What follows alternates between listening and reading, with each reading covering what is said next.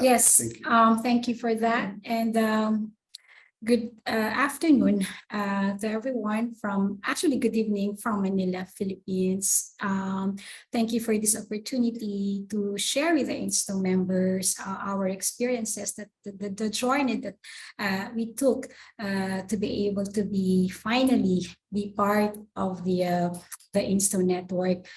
Before we actually begin with our very brief presentation, allow me to please Dirk and Cordula and the rest of the INSTO members to introduce the members of the Batanes Tourism and Hospitality Monitoring Center, which is actually hosted by my university, University of the Philippines, Diliman.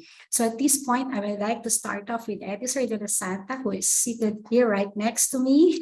We also have Augustus Resurrection. We have Princess Jill Meneses.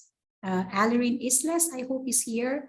We are joined by the Chancellor of the University of the Philippines, Diliman, Chancellor Edgardo Carlo Bistan II. Good evening, sir.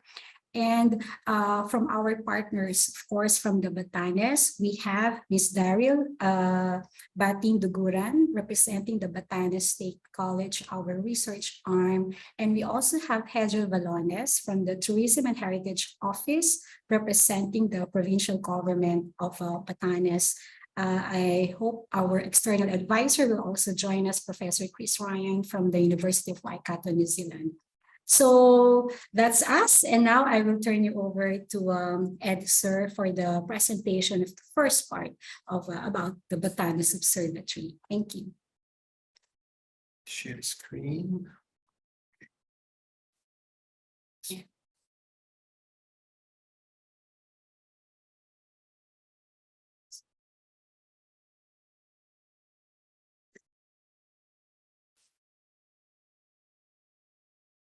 Okay, so can everybody see the presentation? So again, good evening, everyone, and thank you very much, Cordula and Dirk, for this opportunity to share the story of how the monitoring center in Batanes, hosted by the UP Diliman, started. So again, according to Dirk, we are the latest member of the network, INSTO, and we joined just this year. Now, where is Batanes? Batanes, as you can see on the map, is at the northernmost part of the Philippines. It's actually between the Philippines and Taiwan. It is much closer to Taiwan than the mainland of Luzon in the Philippines. It is a very small island. The population is only 18,831, but tourist arrivals is 3 times this population number. It is a very special place for Filipinos, particularly the indigenous peoples that consider Batanes as its home. They are the Batans. It is inscribed on the UNESCO World Heritage Tentative List and recognized locally as protected landscape and seascape by virtue of Republic Act number 8981. It's a place of strong emotional appeal that shapes the Batan's pride of place. So these are all the reasons why we looked at Batanes. The vision that we have formulated for the observatory, together with our stakeholders in Batanes, is for the island to be a well-preserved natural and cultural environment that supports sustainable tourism, promotes heritage conservation and social equity through healthy collaboration and data from the observatory. So this vision statement, again, was formulated way back in 2019 when we started with our cultural mapping and all other activities. So it's been a long journey. Marianne and I actually started talking about this as early as 2018, but activities in earnest started in 2019 with stakeholders mapping, obtaining ethics clearance, and obtaining endorsements from local and national officials, together with our friends from Batanes, particularly the provincial government, a technical working group was created. And this was supported by an executive order issued by the governor herself.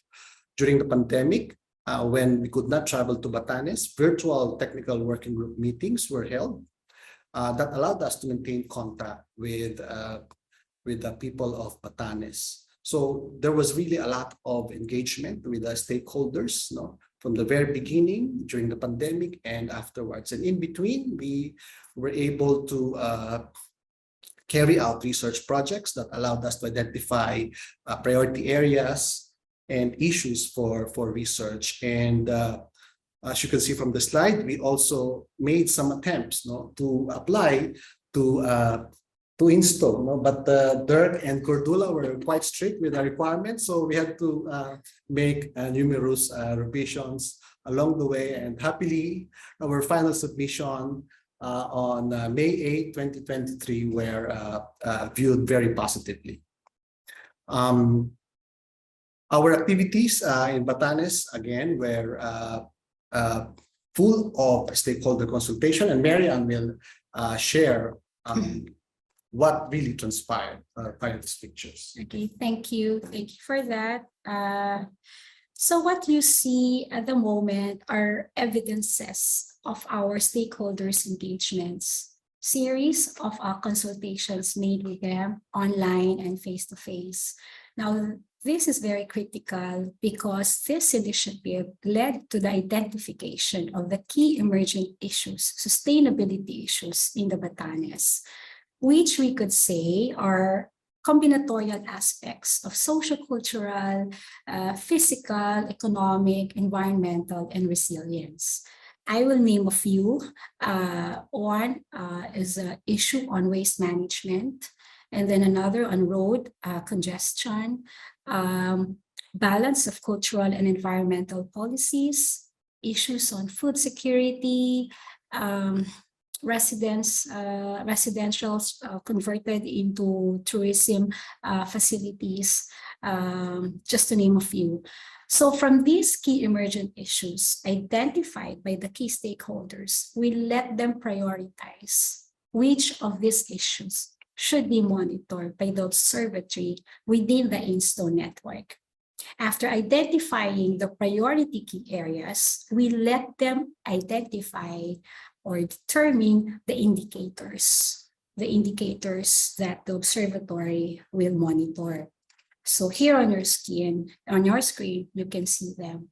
But three things that I would like to emphasize under limited time circumstances is that first, Edieser, notwithstanding the unique features of Batanes, spelled out the unique features, why we chose Batanes. And for that reason, the stakeholders identified two additional indicators that must be monitored by the observatory, and that is the cultural integrity and biodiversity.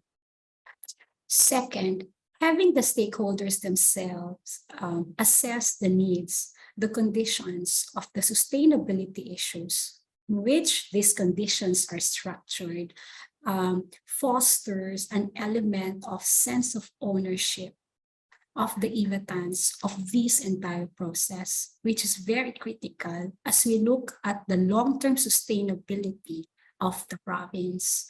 Finally, not just having them assess the needs and the conditions of the issues of sustainable tourism in the province, but also letting them identify the indicators, the targets for policies and actions, reinforces legitimacy and accountability, which are two critical important aspects as we measure the progress or the changes in the province over time. You could see here the research topics that we are focusing on within the next 2 years in consultation, of course, with the stakeholders. But what we want to highlight here is that as we continue to monitor the indicators, we also continue to strengthen our partnership with the Ivatans, with our stakeholders, Suffice to say, we are also looking at partnering with other private, public, and nonprofit organizations outside the Batanes in order to advance our objectives to monitor the impacts of sustainable tourism in the province. Now, this picture must be shared because this is very important. This was held in May, sometime in May, after we have submitted our third application, in which Dirk and Cordula emphasized the importance of including the indicators in our study and having the stakeholders themselves express their commitment to monitor them.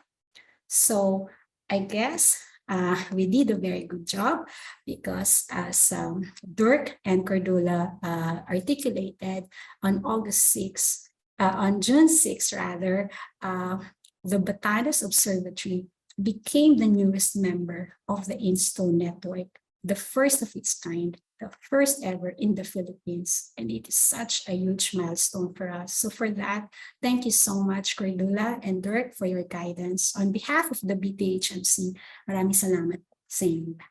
Thank you. Thank you.